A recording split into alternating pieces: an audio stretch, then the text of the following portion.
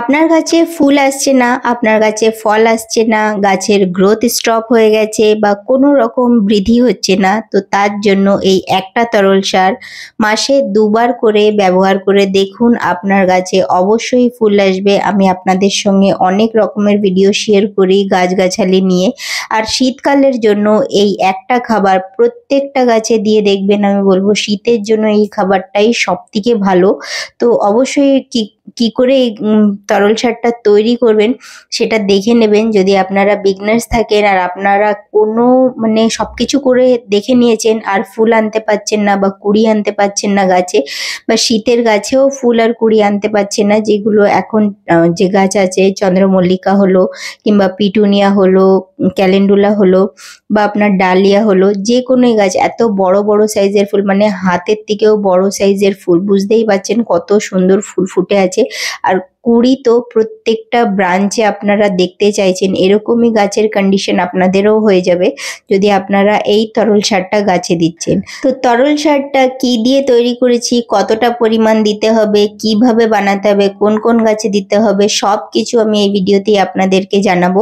তো ভিডিওটা স্কিপ না করে অবশ্যই দেখে নেবেন। আর এই যে আমি সারটা বলছি, এই সারটা কিন্তু আপনার গাছে ম্যাজিক্যাল ভাবে কাজ করবে। কারণ কি, এই সারের মধ্যে আপনার হলো নাইট্রোজেন, ফসফরাস, পটাশিয়াম, সালফার আর মাইক্রো নিউট্রিশনসও আছে, যেটা আপনার গাছের ওভারঅল গ্রোথ করবে, শেকড় বৃদ্ধি করবে, ফাঙ্গাস ধরবে না, মানে ছত্রাক লাগবে না গাছে।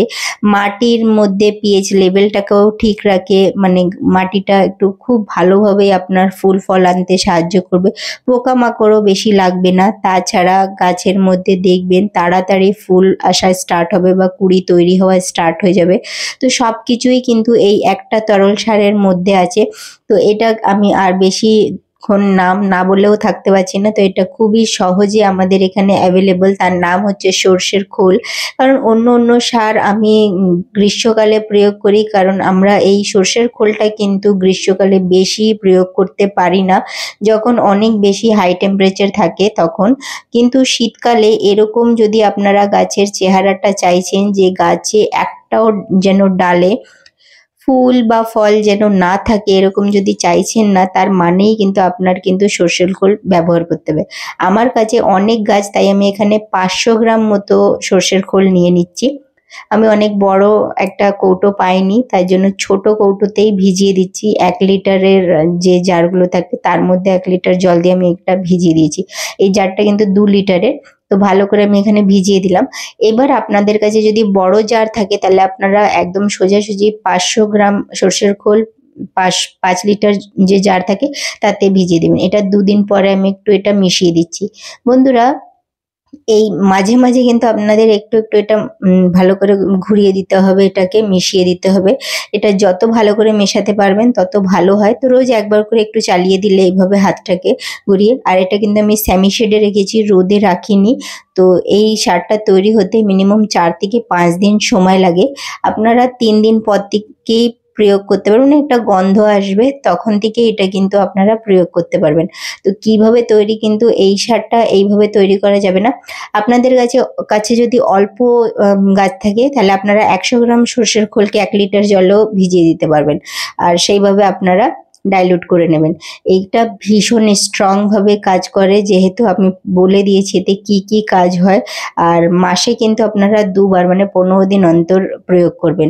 আমি এখানে একটা বালতি নিয়ে নিয়েছি, যেহেতু আমি বলেছি আমার কাছে বড় ডিব্বা ছিল না। তো এবার আমি এখানে 5 লিটার জলে এটাকে মিক্স করছি। তবুও বলে দিচ্ছি, এটা কিন্তু এখনো গাছে প্রয়োগ করার মতো হয়নি, কারণ 5 লিটার নয়, এতে বহুত জল দিতে হবে। বহুত জল মানে এর রেশিও থাকে, মানে 20 লিটার জলে 1 লিটার গুলতে হবে। মানে 100 গ্রাম যদি সর্ষের খোল গুলছেন 1 লিটারে, তাহলে ওটা 20 লিটারে গোলা হবে জলটাতে। ঠিক আছে, যেহেতু আমার কাছে জায়গা ছোট ছিল বা আমি বড় জায়গা পাচ্ছিলাম না, কারণ আমি বানাই এইভাবে, কারণ আমার কাছে অনেক গাছ আছে, কিন্তু আমি তৈরি করি অনেক দিন, মানে পচতে দিই 4-5 দিন, তারপর আমি এইভাবে অল্প অল্প করে আমার 5 লিটারের যে জার আছে তাতে মিশিয়ে মিশিয়ে করতে থাকি। যেহেতু আমার প্রত্যেকবার 15 দিন অন্তর দিতে হয়, তো আমার একটা আইডিয়া হয়ে গেছে। আপনারা কিভাবে করবেন সেটা আমি দেখিয়ে দিচ্ছি। আমি এখানে 5 লিটার এই যে সর্ষের খোল তৈরি করে নিয়েছি যেহেতু, এবার আমি এখানে দেখুন এই টেক্সচারটা হলো 5 লিটারের, মানে এটা 1 লিটার এরকম দেখতে হবে। এবার আমি এখানে আরেকটা বালতি রাখলাম, এটা একটু বড়, এটা 10 লিটার মতো যে জল এর মধ্যে আসে। এবার 20 লিটার জল হলে ভালো হবে, তাহলে ভালোভাবে আপনারা বুঝতে পারতেন, কিন্তু অত বড় জায়গা আমি পাইনি বা অত বড় বালতিও আমার কাছে নেই। তো আমি এখানে 10 লিটারেরই মেজারমেন্টটা বলে দিচ্ছি। তো যেহেতু 1 লিটার বলেছি, তো এখানে 10 লিটারে হাফ মানে 500 ml মতোই আমাদের মিক্স করতে হবে। তারপরেও বলছি ডাইরেক্ট কখনোই দেবেন না গাছে। তো যেহেতু 10 লিটারে আমি হাফ লিটার এখানে ভালো করে মিশিয়ে নিয়ে তারপরেই কিন্তু এখানে হাফ লিটার যে তরল সার সেটা কিন্তু মিক্স করব। আর এর মধ্যে সব কিছুই আছে। নার্সারিতে সবথেকে বেশি কিন্তু এই তরল সারগুলোই কিন্তু ব্যবহার হয়। আর আপনারা নিজেরাই প্রয়োগ করে দেখুন, আপনার প্রত্যেকটা ডালে ফুল ফল ভরে যাবে। ব্যাস, এই তরল সারটা তৈরি। এখনো এটাকে ডাইরেক্ট দেবেন না, এটাকে ভালো করে ছেঁকে নেবেন, কারণ অনেক দেখবেন সর্ষের খোল এরকম চাকা চাকা মতো পড়তে থাকবে অনেক সময়। তো ব্যাস এগুলোকে সরিয়ে দেবেন আর একদম পুরো ফ্রেশ গাছে দিতে হবে, যাতে বেশি কখনোই সার বেশি না পড়ে যায়, এটা খেয়াল রাখতে হবে। ওই জন্যই ছেঁকে নিলে খুব ভালো হয়, নাহলে ওই সর্ষের খোলের এরকম দলা দলা মতো গাছের গোড়ায় পড়ে থাকবে। এবার দিতে কিভাবে, মাটিটাকে ভালো করে খুঁচে নেবেন। 2 দিন আগে পর্যন্ত জল দেবেন না, মাটিটা যেন শুকনো থাকে। আপনার গাছ যতটা নিতে পারে ততটা আপনারা দেবেন। শুধু এটা হলো জবা গাছের ক্ষেত্রে নয়, মানে জবা গাছেই শুধু নয়, সব গাছে দিতে পারবেন, শীতের সব গাছে দিতে পারবেন।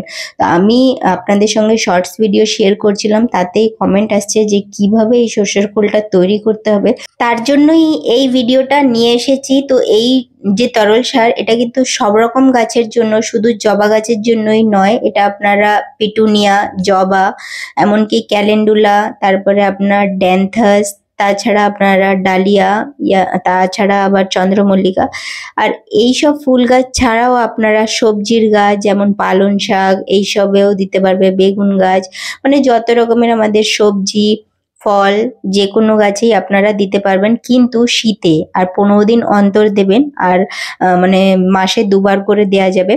তাছাড়া আর একটা জিনিস বলে দিচ্ছি, আমাদের এখানে এই সর্ষের খোল 40 টাকা পার কেজি পাওয়া যায়, যেহেতু আমি বলেছি দামটাও বলবো।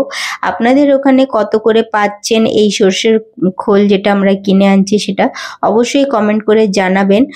অবশ্য অনলাইন একটু দাম বেশি, তবুও যারা যেখানে পাওয়া যাচ্ছে না তাদের তো কিনতেও হবে, তার জন্য আমি কিন্তু লিঙ্কও দিয়ে দিচ্ছি, আপনারা কোথা থেকে পারচেস করতে পারবেন।